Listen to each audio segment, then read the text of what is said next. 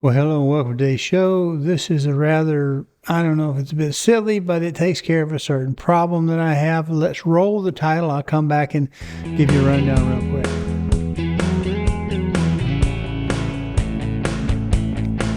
Well, all right, what we got going on here in our meat drying room is you really do need to keep it a certain temperature and humidity, and you need to be able to adjust up and down for various purposes, because what we might dry kaffa at is not what we would dry sausage at, etc., etc. Now, we like to keep it moist so that we dry out very slowly and we don't get our hard rings. So that often means we might need a humidifier in there just to keep the humidity up in case we're running an air conditioner and it dries it out, takes it down. Also, wintertime turns out it's usually a little bit dry in the wintertime, even though I don't have gas heat. Either which way, you need to be able to adjust your humidity, and this is a project that fixes that.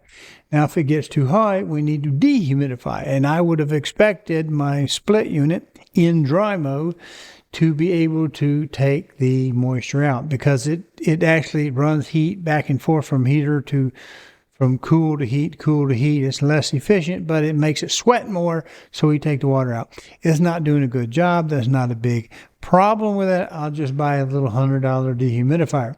So we got to dehumidify to keep, if it gets too tall, so we don't get our white mold. It's not going to hurt anything. I just don't like white mold on my meat products. The other hand, we've got the other problem. If it gets too dry, I need to get it wet again. So I don't really need a humidifier that often or that much. And what I had, I'll show you at the tail end because it works. I have a fairly large boxer style fan, Amazon based. It's nice and heavy.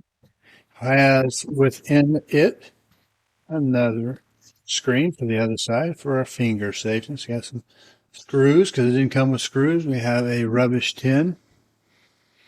Okay, actually this one's plastic. Hopefully it's not the type of plastic that will run, because we're going to cut some holes in it. And I have a generic, very rudimental humidifier. And it's picked for its size and the fact that it doesn't seem to have any electronic controls. It's not smart. I don't want it to be smart, because I have an existing humidity and temperature controller. Now with this device, I won't be controlling temperature, but I will be controlling humidity. And in a room where we dehydrate our meat, we don't want to do it very, very fast, and we don't want to do it terribly slow where we don't do anything more than mold up. We want things to go at a prescribed pace. And when I need a little bit more moisture, I want to produce it. Now the problem I have is my Metro style wire racks in there. I can't let them rust. They don't need to get rust.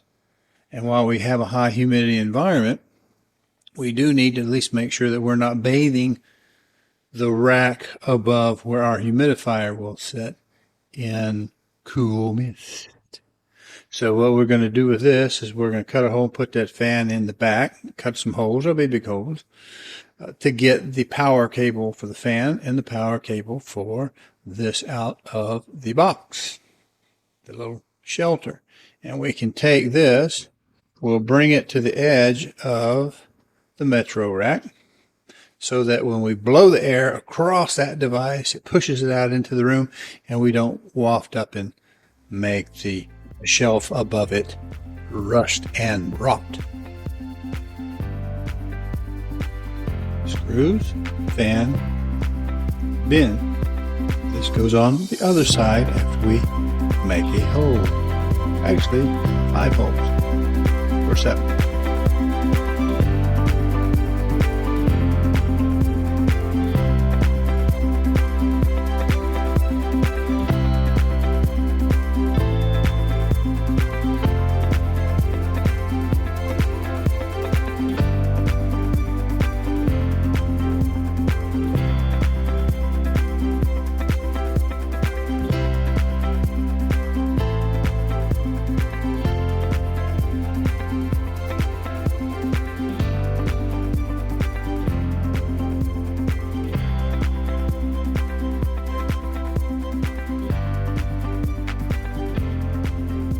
And these are for wire ties so that we can tie it to the rack to keep it from tipping over as we push the front out just a little bit so that it doesn't have the cold, wet, dry steam, if you want to call it, the spray hitting the bottom of the rack.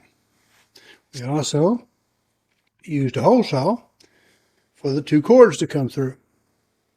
If you like this content, please go to calldeltosell.com, find the tab that says on YouTube, click it, and it'll open up a page of QR codes. There you can use a smartphone to scan and get to the YouTube page, or you can just mouse over and click it on a PC. There you'll be able to subscribe to this little button over here and click the notification bell so that YouTube will notify you. Thank you. Have the cold, wet, dry steam, if you want to call it, the spray hitting the bottom of the rack. We also used a hole saw for the 2 cords to come through. Well, here we have it. Got a string relief at the bottom. We need another one. Hold the fan cable there. Then we'll just do this. And when the humidistat turns on, it'll just turn on those 2 plugs and the fan will blow the air with some prejudice out the front. And with those little loops in the back will hold the can down against the shelf. Now this is very similar to what we're doing, but what we're going to do is we're going to replace this, obviously. And the way we're going to do it is that fan in the back is about shot. And that old baby humidifier, right, it's a little bit large to fit inside of the unit, and it's running right now. It really shouldn't be. I had to check the thermostat, or not the humidistat, which is down there on the wall. Fair warning, this little bit with the little, I phoned it in, so to speak, is actually making me a little bit on the car sick side. So it may do the same thing to you. If you do, just close your eyes and listen. Well, it's installed. I pulled the controller up off of the bottom where it was down lower. Got all the wires tucked behind the rack. And of course, I ended up having to lower that top shelf just a little bit to get that 3-prong plug in the socket. There it goes. Just had a little sensor over in the general area. This is obviously on wheels, so it can roll away. Just take the loop off, unplug it, and roll it back. Of course, it doesn't have any water, and you hear how loud it is. And there I have it running. See, what I'm trying to do is to keep the moisture from hitting the shelf and rusting it, as well as blasting it out, not directly at my sausage to the right on the rack, but out in the room where the mini split can push it, because that fan runs all the time as well. Well, appreciate you watching. Remember, if you'll help me out, like everyone asked, on the digital footprint, if you'll subscribe so you get your notification when you hit the bell, and if you'll share me out, you'll help me with a little bit of exposure. That's a personal favor that you could do. Doesn't cost anything. Just if you see something you think somebody might like, kick that out. And of course, comment. Comments always help. When someone sees not that many views, if they're getting a lot of comments, that's good. If they got a lot of views and not a lot of comments, that's not bad either.